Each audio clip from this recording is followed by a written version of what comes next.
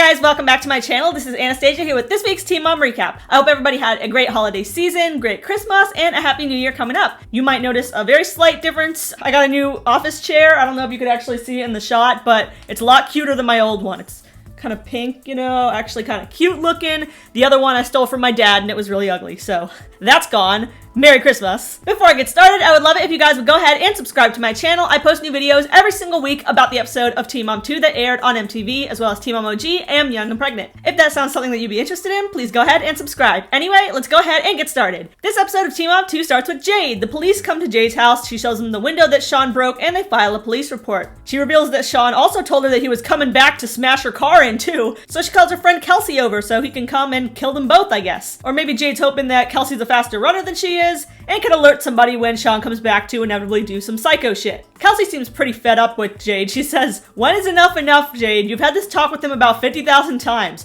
And she's right. As long as Jade keeps taking him back and giving him more chances, he isn't gonna have any respect for her, and he knows he could just talk his way back into her house. And will continue to take advantage of her. Leah's daughter, Allie, isn't feeling so well, so Corey takes her to get coronavirus test. It turns out that she does not have coronavirus, but she does have strep, yet again, which really sucks. Is that like one of those things that keeps on coming back unless you get your tonsils out? Might be time to schedule that. Allie's two sisters are going to school, and Leah can't change the in-person school status until January. Leah considers at least taking Gracie out of cheerleading to minimize some of the risks, since Allie obviously keeps on getting sick despite the precautions. She worries that Allie might feel guilty, or her sisters might be resentful of Allie because she's going to pull him out of her activities. Brianna is sick of Devon's inability to show up on time for anything, and she texts him, "Fine, just let me do it from now on." Then she announces, "We're going to the circus!" Best part about that circus is how close it is. In fact, all she has to do is walk into the front door of her house. No, I'm kidding. They actually go to an actual circus, but not sure why they'd need to, though. I was curious if they were still doing events like that. You know, literally being contained in a giant tent with a bunch of people. It doesn't sound like a very coronavirus-friendly thing to do. And it turns out this bitch actually rented a private circus or something? Like, no joke, this big-ass tent, big-ass cannon, and Brianna and her family were the only ones in the entire audience. Unless it was MTV editing, but it sure looked like they were the only ones there. First of all, I have never in my life heard of this. Private circus, is that even a thing for anyone not insanely rich? I mean, think about it. You're paying the salary of those performers in that tent for the same amount that they would make for a tent full of people. So much for the whole, "Devon, I'm so broke. I spent all my money on the house. I have no savings except for the private frickin' circus I hired." But karma had Devon's back on this one, sort of. Brianna's phone starts blowing up during the circus with hate messages during the performance. And she's like, "Yo, Devon posted my number online." She says, "We were talking about picking up Nova on Wednesday, and I told him that if you can't do it on time, then I will." So he took that as offense and said, "You're keeping her away from me." And then he said, "You can burn in hell, Brianna. Start using condoms. And your family are a bunch of men haters." Yeah, kind of a trash move on Devon's part. I can't really defend that, but I hate to say that it's pretty funny. Also, has anyone else heard of a private circus? I mean, I'm kind of mind blown with that alone. Like, is this an Orlando thing? Is it like maybe this hour your family gets to come and then the next hour another family gets to come? Is it really that expensive? Is it really completely private? I need answers, guys. Chelsea is self-shooting her footage for this episode, and she says something has been weighing on me. Could possibly be the 8 pounds of makeup you wear to every single scene. "I'm not getting ready today, my ass." She questions if her time on Teen Mom is coming to an end, but she doesn't want to say anything to the kids until she makes a final decision. They show a bunch of Chelsea's old footage, all without Adam for some reason. Guess they don't want to pay him those residuals. Next is Kale. Kale's embarrassed about the whole Javi Wawa incident, and she feels bad for Lauren. But it's really, really hard to take anything Kale says seriously in those pigtails. She texts Lauren, but Lauren leaves Kale on read. Javi then texts Kale saying, "Please have my back, Kale." In other words, please lie for me. She says Javi is easy to deal with in terms of Lincoln, but not in terms of their personal drama. Lauren finally responds to Kale's text and says she's free to talk. Kale feels like she's gonna throw up. Her producer says, "I feel queasy too."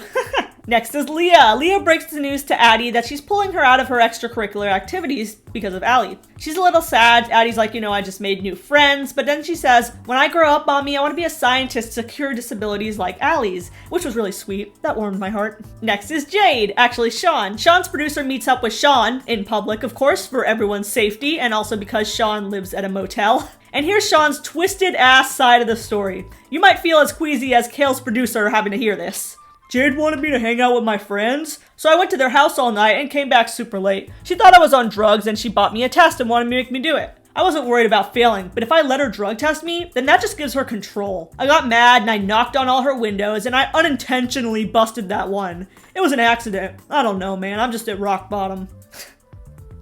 Where do I begin? We saw at the beginning of the season when Sean had literally no problem taking a drug test, didn't even blink an eye. He clearly doesn't have a problem taking it if he's done it in the past with no problem whatsoever. It's not a control thing or whatever. He just knew he was gonna fail it. He didn't have his fake pee either, I guess. 2, when Jade wanted you to hang out with your friends, I'm pretty sure she meant please leave this house once in a while, not stay out all night with your crackhead friends and do drugs. Like, go paintballing or something. 3rd, and most importantly, does Sean really expect us to believe he was tapping on her windows with his knuckles like, hello, anybody there? And Jade's sugar glass windows just shattered on impact, spontaneously exploded, and Sean's like, oops, my bad.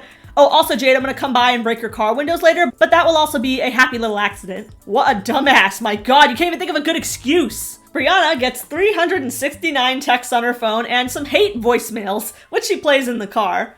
Hey Brianna, you're a fat ass ugly bitch, and it just goes on and on. It's actually pretty funny. She heads to the phone store to change her phone number. Next scene is in Devon's apartment. Only decorative item in there is a picture of XXX no pictures of Nova or anything. He says things have been boiling over for a long time with Brianna and things just overflow, man. I just showed people the text that she sent me. Actually, I hope 1,000 people text her. I don't agree with it, but the next thing he says I think is very true. Devon says, me not being there benefits Brianna more. She likes being a single mom. It motivates her. She likes being able to say she does it all alone. She hates that Nova loves her dad because Brianna has no dad. And I do think that is true to an extent. She does really seem to like thrive off of not having Lewis and Devon's support. Not an excuse to post her number and put her in danger and give her all that hate message though, but I do think what he said is true. Also, Devon spends this entire scene playing with a snake, so take that symbolism as you will. Kale has the conversation with Lauren. Of course it was off camera. We don't get none of the juice anymore. She says, I apologize to her. She told me if you know any info, you need to tell me. She was begging for the truth from me. But if I tell her the truth, it will mess with me and Javi's co-parenting. You have to work that out between yourselves, guys. And Javi's flat out telling her it's not true, so he can tell her what he wants. So did Kale just lie about it completely, or what? Because, call me crazy, but I don't think Kale really cares about how Lauren felt. She's all like, oh, if that was me, I would be devastated. And her producer Patrick says, people make mistakes, don't be so hard on yourself. I think Patrick is coddling her a little bit. I mean, maybe it's the pigtails making her look so innocent. But in my opinion, she just doesn't like how she herself comes off in this situation, which is super bitter. She has never liked Lauren and literally taunted her last season like, he's been cheating on you since you were pregnant, Lauren. Ha ha ha ha. Like, there's no way you go from that to, oh guys, I just can't humiliate her. Poor Lauren.